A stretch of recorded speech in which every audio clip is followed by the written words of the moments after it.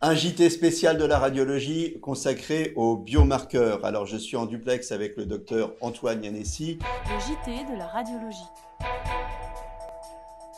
La première question que j'ai envie de vous poser, c'est les biomarqueurs, qu'est-ce que c'est? Écoutez, les biomarqueurs, c'est finalement un concept assez ancien qui s'est décliné en radiologie. Donc, on parle de biomarqueurs d'imagerie.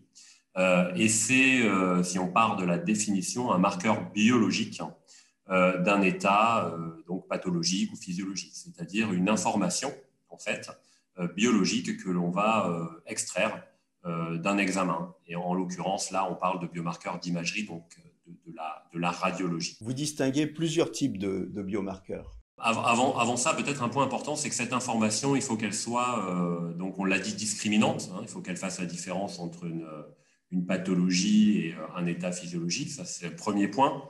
Et puis le deuxième point, il faut qu'elle soit objective, c'est-à-dire qu'on puisse la mesurer.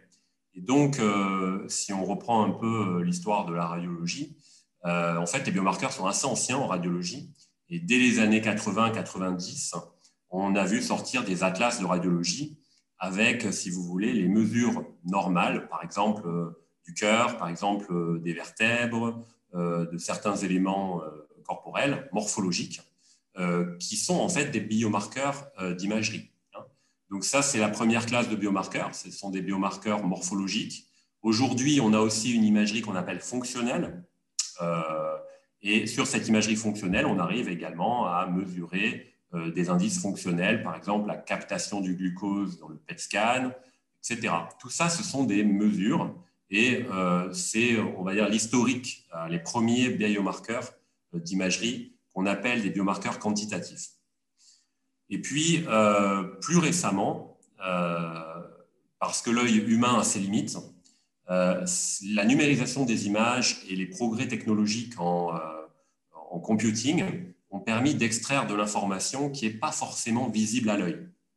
Et là, on est sur toujours une seule image, mais on va, dans cette image, pouvoir extraire beaucoup plus d'informations, notamment des informations de texture, des informations de proximité des pixels, de densité des pixels, qu'on n'arrive pas forcément à extraire à l'œil humain. Et donc, là, on est plutôt sur une deuxième classe de biomarqueurs qu'on appelle les radiomiques ou la radiomique. Et puis, encore plus récemment, avec la connectivité et la possibilité, si vous voulez, d'avoir ce qu'on appelle des grosses bases de données, là, on est sur une nouvelle catégorie de biomarqueurs, c'est-à-dire qu'il faut imaginer qu'on n'a pas une seule radio, mais on a une radio et une base de données importantes qu'on appelle donc des big data, ce qu'on entend sous le terme de big data. Et là, on va extraire de l'information du système entier, c'est-à-dire de cette image remise dans le contexte d'une énorme base de données. Donc, on est sur de l'information statistique. On appelle ça des biomarqueurs statistiques ou drivés ou pilotés par les données. Donc, il y a vraiment trois grandes familles. Et disons que les deux dernières familles sont plus récentes. C'est d'où l'intérêt d'en discuter aujourd'hui parce que ça va probablement profondément changer la façon dont on approche la radiologie. Et ça rejoint des topics comme l'intelligence artificielle, etc. Donc, trois grandes familles, les quantitatifs, la radiomique et les biomarqueurs statistiques. On a bien compris. Maintenant, ce que j'ai envie de vous demander, c'est à quoi ça sert? Alors oui, effectivement, cette information, donc je l'ai dit, elle est discriminante. En gros, on compte trois grosses catégories, voire quatre catégories de biomarqueurs dans leur utilité. La première, c'est le diagnostic, c'est-à-dire que la première raison de réaliser un examen complémentaire, y compris un examen de radio, c'est de faire un diagnostic. Donc, c'est de poser un diagnostic. La deuxième, c'est de faire ce qu'on appelle un diagnostic prédictif. Donc, plutôt dans le cadre du dépistage. C'est-à-dire que vous avez un patient qui n'est pas forcément malade, mais on va pouvoir donner des éléments qui peuvent dire si oui ou non il est potentiellement à risque de développer telle ou telle maladie. Le troisième cas où on peut utiliser des biomarqueurs, c'est cette fois lorsqu'on sait que le patient est malade, pour le suivre ou pour le pronostiquer. Et donc, là, on parle d'une réponse éventuelle à un traitement ou de la gravité éventuelle d'une maladie. Donc là, ce sont des biomarqueurs pronostiques ou de suivi évolutif. C'est notamment ce qui est utilisé, si vous voulez, quand vous faites des examens de suivi en radiologie. Vous avez certains éléments. Donc, pour reprendre notre classification, par exemple, la valeur de la captation du glucose d'une tumeur ou la taille simplement d'une tumeur est un élément prédictif du pronostic de la maladie. Donc, on va suivre la taille des tumeurs au cours du temps. Et ça va nous dire si oui ou non le traitement fonctionne. C'est un exemple très simple, mais ça permet de voir à quoi ça sert. Et puis, il existe également des biomarqueurs qui sont qui décrivent plutôt la toxicité. C'est-à-dire que lorsque l'on met en place un traitement, il y a intérêt parfois à faire une imagerie de contrôle pour détecter la toxicité de ce traitement. Donc ça, c'est la 4e classe un peu à part de l'utilisation de l'imagerie médicale et des biomarqueurs en imagerie médicale. Mais tout se rejoint, si vous voulez, dans l'aspect classification et diagnostic de l'imagerie. C'est vraiment tout est là-dedans.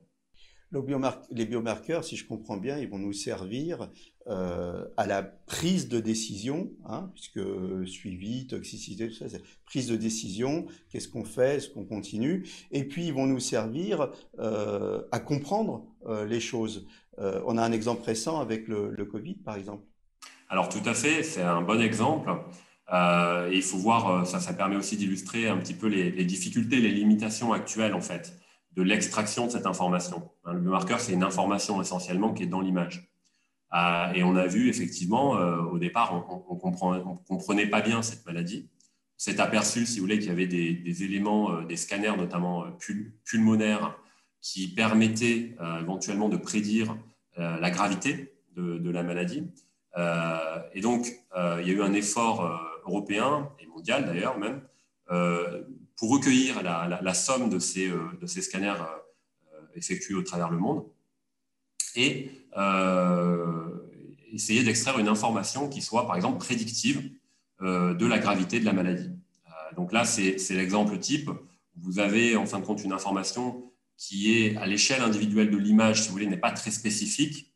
On a une imagerie qui peut passer pour une pneumopathie habituelle, mais dans le contexte, remis dans le contexte et surtout à l'aide d'une information systémique, d'une grosse base de données, va vous permettre à l'entrée à l'hôpital, une fois que le scanner est fait, de dire si oui ou non il y a une gravité de la maladie qui doit nécessiter une prise en charge plus intense, donc qui débouche effectivement, comme vous le disiez, sur une prise de décision. Il ne faut jamais perdre en vue ce lien entre cette information discriminante et la prise de décision.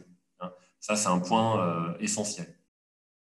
Pour conclure, est-ce qu'on peut dire aujourd'hui que une radio, un scan, IRM, enfin bon, c'est plus une image, mais en fait l'image est une information parmi d'autres, et un examen aujourd'hui c'est un nuage d'informations, et que ce nuage, au fur et à mesure qu'on va avancer, il va se densifier, il va se renforcer de plein d'autres informations. Est-ce qu'on peut dire ça? C'est tout à fait ça, et ça change un peu la donne par rapport à ce qu'on faisait avant, parce que en réalité, aujourd'hui, l'imagerie prend une place très très importante dans le diagnostic.